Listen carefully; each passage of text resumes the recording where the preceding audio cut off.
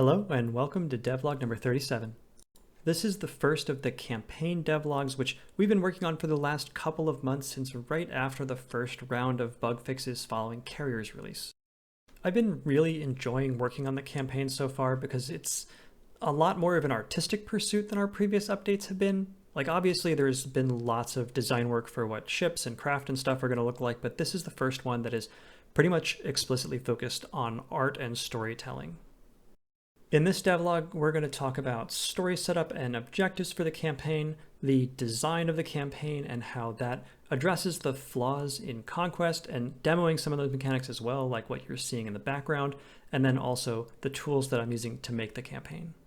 Most of what you're going to see here is placeholders, like reusing the station capture station just to demonstrate mechanics like docking, but the first thing that isn't a placeholder is this ship. This is the Warden class fleet carrier, which will serve as the player's flagship for the campaign. I really love this hull. Nothing is ever going to take the Reigns' place in my heart as my favorite ship, but this one's definitely up there.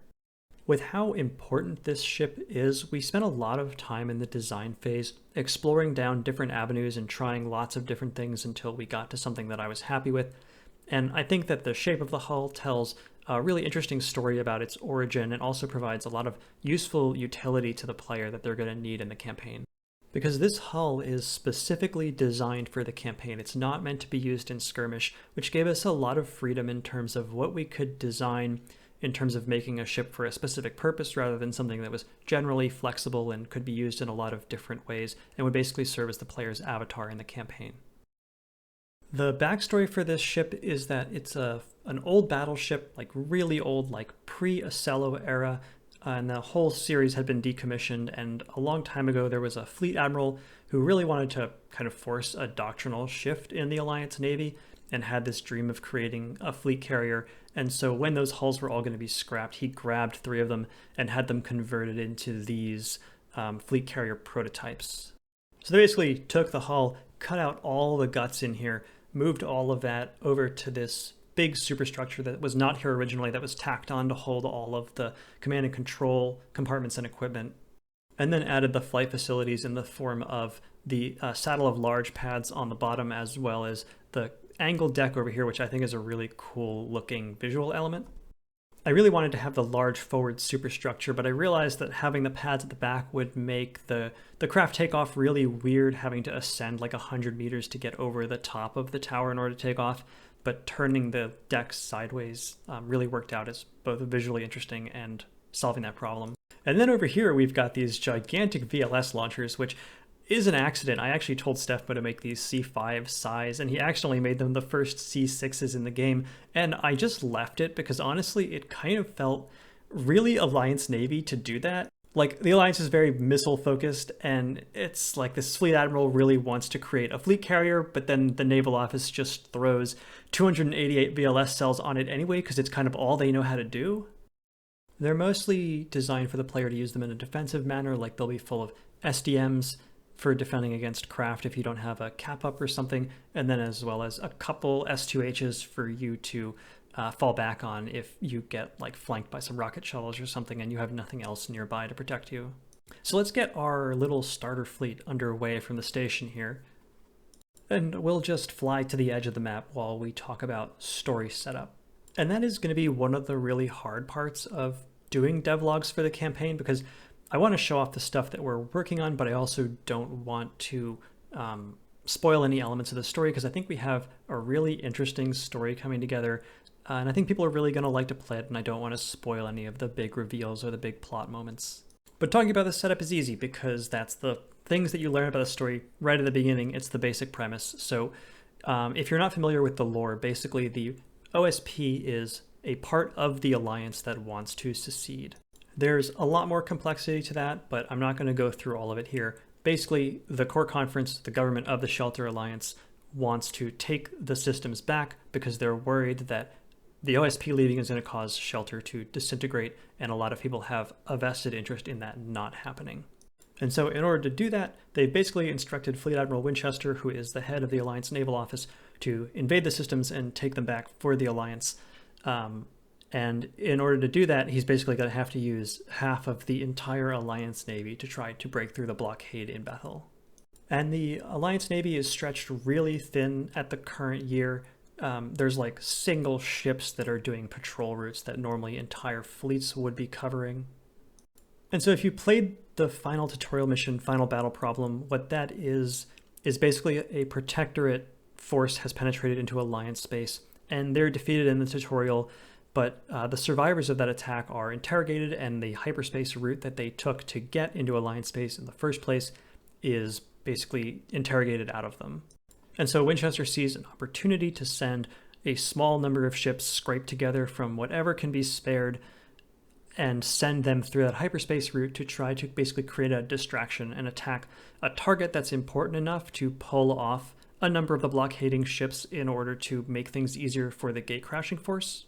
And there's really not much that can be spared, which is why this ancient fleet carrier gets reactivated and given to the player along with the other ships, the other handful of ships that they're going to get. The story is going to be very focused on the war and your place in it. We spent a number of weeks mapping out what we wanted the campaign to look like, and we did basically 3 parallel tracks for it. What is happening that the player can see, what is happening in the background on the Protectorate side, and what's happening in the background on the Alliance side, so that we had context for what was happening in parallel and how that would affect what was happening to the player. Something that I've been thinking about for a long time in relation to how a campaign in Nebulous would work is kind of the difference in scale, in that even though the scope of your own mission and your own fleet is really small, the scale of the war is so much greater, and there's so much going on outside of your little bubble that despite what you're going to go through in this campaign, and it can be hard to look beyond that, there's other people on the outside who have their own goals and their own agendas, and they're going to do things, and things are going to happen in the larger scale war that are going to affect your mission even though you don't have direct control over it. And I think that that's just going to be really exciting, and we have a really good story coming together, and I think people are going to be really excited to play it. And we're planning on telling the story in 2 acts or 2 parts.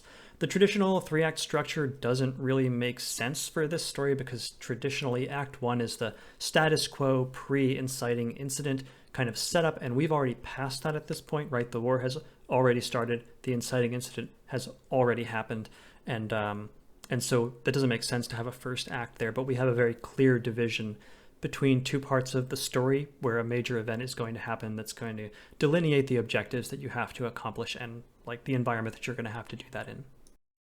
So now let's talk about the campaign structure and how it's going to address the major flaws with Conquest design and provide a fun experience. Going out into the tactical view, you'll recognize that the withdraw line looks a lot different. It's not yellow and it doesn't say withdraw line on it. It has these arrows pointing to different named locations. And these are meant to give you context for where your current location is in relation to a larger overworld, and we can actually give our ships orders to go across the border in that direction and travel to that location. And this is what that overworld looks like. And I want to be clear from the start that what you're seeing here is just an example layout of me popping down a couple locations and connecting them together in a random way in order to test out the systems and demonstrate mechanics, but the actual campaign layout will look different from this. The overworld map is made up of a bunch of individual skirmish locations tied together by these links and then with a solar system underlay underneath of it. I think it harkens back to the design of the Conquest map, but a little more gamified, but still kind of paying homage to it. And I think the underlay is really important for a sense of kind of reference and like where you are in a bigger picture. When I was doing early prototypes for this and it was just the locations with the connections, it felt really bad because I didn't really have any sense of context for what these things were, but as soon as I added the first prototype of the system overlay, it immediately felt better.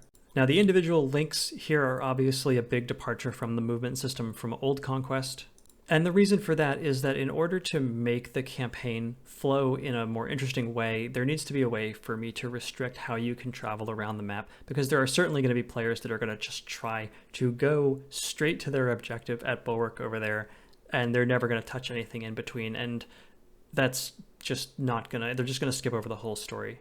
One of the biggest problems from Conquest movement, aside from the realistic acceleration deceleration making it basically impossible to intercept anything, is that you could just basically blow through any kind of defenses the enemy set up and just go where you wanted to go. There was no kind of layered defenses or moving through enemy lines.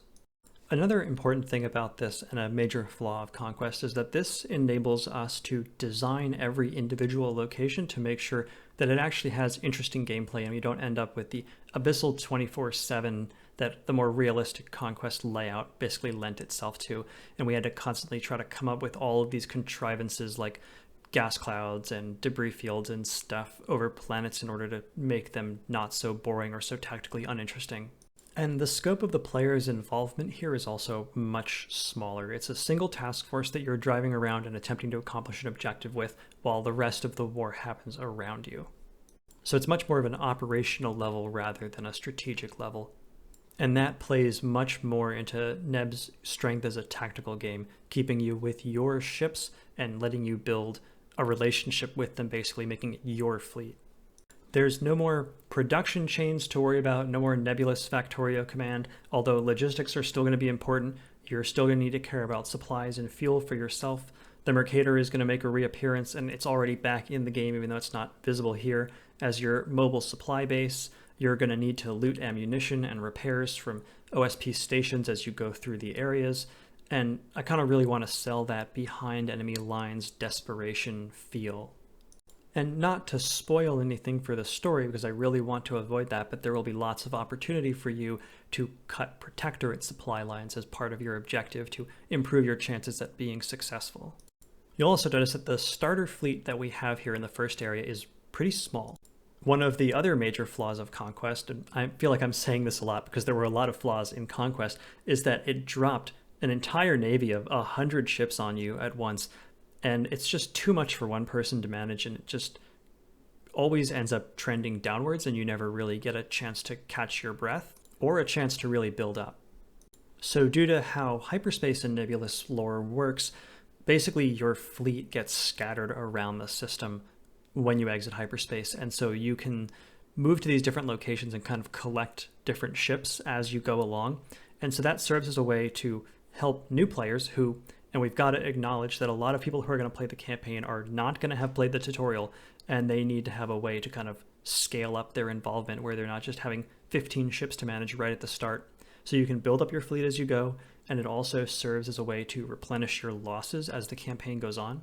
And it also lets me as a designer ramp up encounters as the campaign progresses, because if you have 15 ships at the start, well then the largest battles are going to have to be at the start, because the only way I can give you a challenge is by dropping 15 line ships on you, which it's not really good for pacing.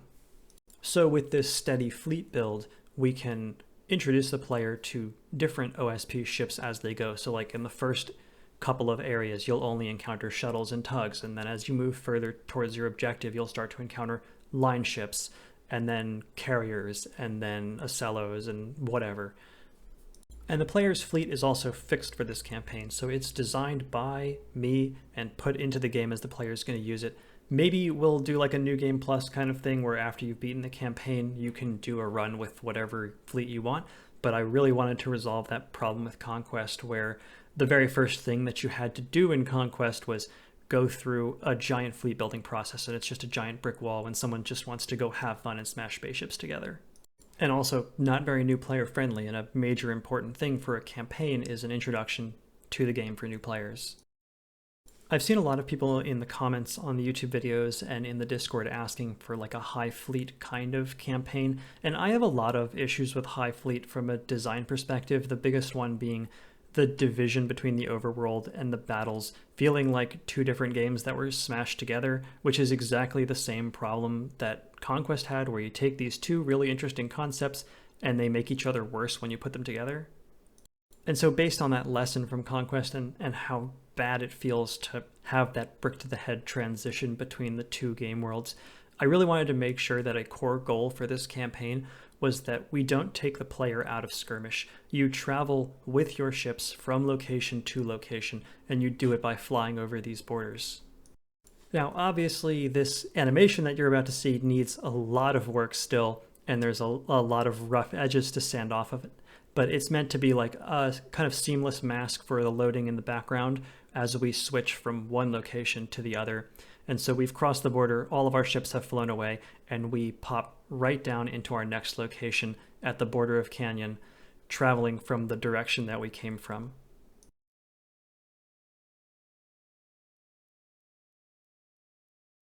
And then now that we've landed at our new location, we can see that a fourth ship has been added to our fleet, which is this light cruiser that was at this map already.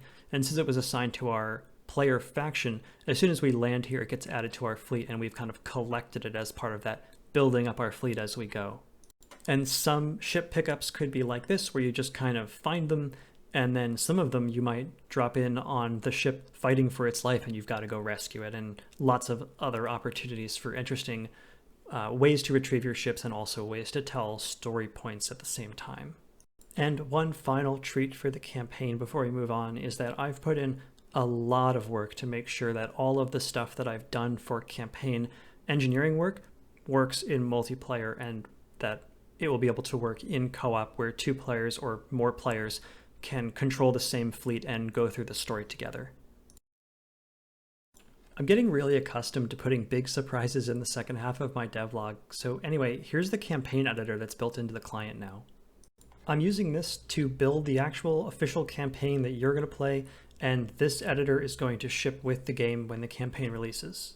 One of the lessons from Conquest from a development perspective was that it was a real pain in the butt to make any changes to the Conquest solar system or to edit the game world or do anything related to that. Like if I wanted to change a supply route, for example, I had to find all the keys in 10 different scripted objects, make sure they lined up, change the values, build everything, go into the game and check it, and then if it was wrong, I had to go do it all over again. So I'm building actual tools to help me build a campaign this time that have things that help me make sure things are right the first time, like those warnings up in the top corner that I showed. It's really easy to place down new locations and connect them to other locations. It's all very visual, and I can make sure that things make sense. I don't need to edit numbers in an XML file.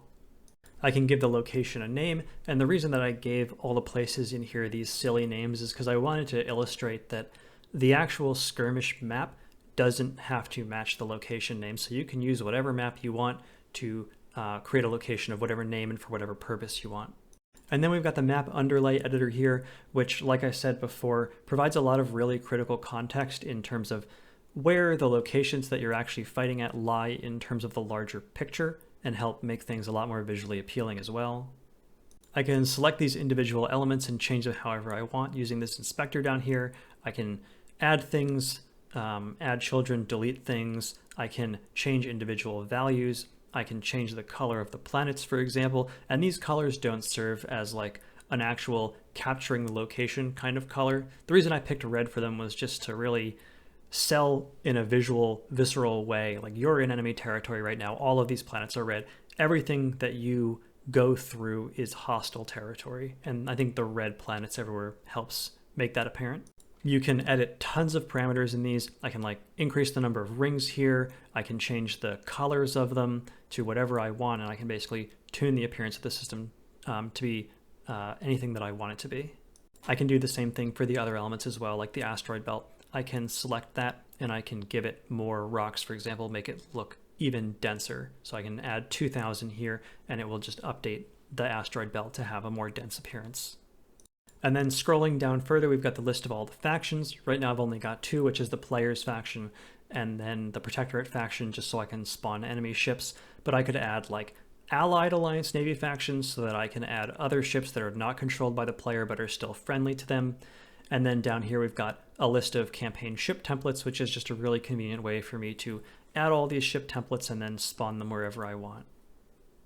Back up in general settings, I can also control the travel time it takes to go along each route, so that can be controlled by the spacing that you place on the map and also by scaling this value, and you can control the number of hours that it takes. So for example, if there's a time constraint objective, which there is in the first act, for example, you can control how long it takes to get to the main objective, and the player then has to make trade-offs with how far out of my way do I want to go, how many hours do I want to waste before I have to be somewhere.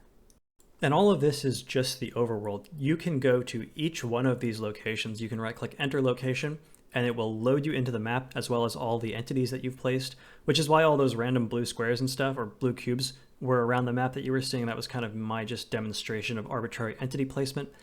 You can see the original 3-player ships here that we started with earlier, and just placing them in the location with the correct team ID or the faction ID means that they'll be added to the player's fleet. And then we've got the station we were docked with earlier, again, just another special type of entity that's placed in the map. I can also move over to this area over here, and I can just spawn another cube or sphere, for example, and then I can scale that and rotate it and position it and do whatever I want to it. I can also go into the corner here, and this custom entity inspector that I made, which actually I put a lot of work into using reflection to look at all the properties that I tag in the class and then make it so I can edit those values really easily. And that makes it so that I don't need to like do custom UI setup for every time I want to add a value. I don't need to also go into the UI prefab and add a new field and do all the callbacks for changing the values and that kind of stuff. I just add an inspector value or an inspector attribute on the value, and it will show up in this list, and then I can change the values here. So you can see the difference between like the sphere entity, which is a basic entity, and the ships, which have a lot of different values, and they'll all show up here for me to change. Like I could give a call sign flagship to my flagship here, which will now show up when that ship is spawned on the UI.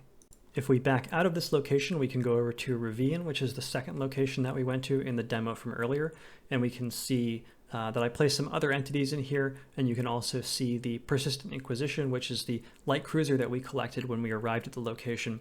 And again, because it's in the player's faction ID, when they arrive at the location, it will be automatically collected into their fleet and persist with them.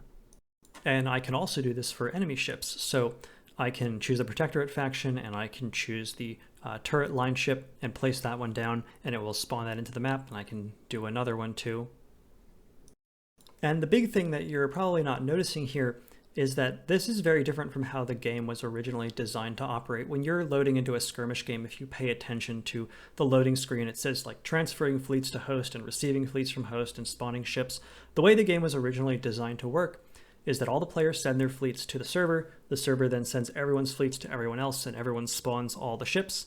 But now I've done a lot of work to make it so that I can spawn ships at arbitrary times from any arbitrary template that I want. Doesn't only need to happen at the beginning of the game, which allows me to spawn new ships when we travel to a new location, for example. And that not only enables traveling between locations, but it also enables something really cool, which is that I want to do an AI director kind of thing, like you'd find in Left 4 Dead, where the AI director will decide, the player is doing really well in the campaign right now. They're refueling at a station, and they're probably going to be there for a while, so I'm going to drop 10 line ships on them. And then you all of a sudden, as the player, need to make the decision, am I going to try to stand and fight these ships that are coming in, or am I going to cut and run and maybe not get all the supplies that I need? So that is the campaign editor so far. I'm really glad that I've invested the time into this that I have in terms of making the campaign easier to create and produce and a lot less error prone. There is still a lot of tools that I need to make for it to be complete, but the best part is that it doesn't require any special modding experience to be able to make your own campaigns, but it does support modded content. So you can just make your own campaign with your favorite modded faction or modded assets and use whatever vanilla assets from the campaign that you want. And you don't need to know any of the Unity side in order to make your own campaign, although knowing how to do the Unity side of modding will allow you to add your own content and increase the scope of what you're able to create. That's it for this devlog. I hope you enjoyed this first look into the campaign and the campaign editor, and I'm excited to show you more in the future, so thanks for watching.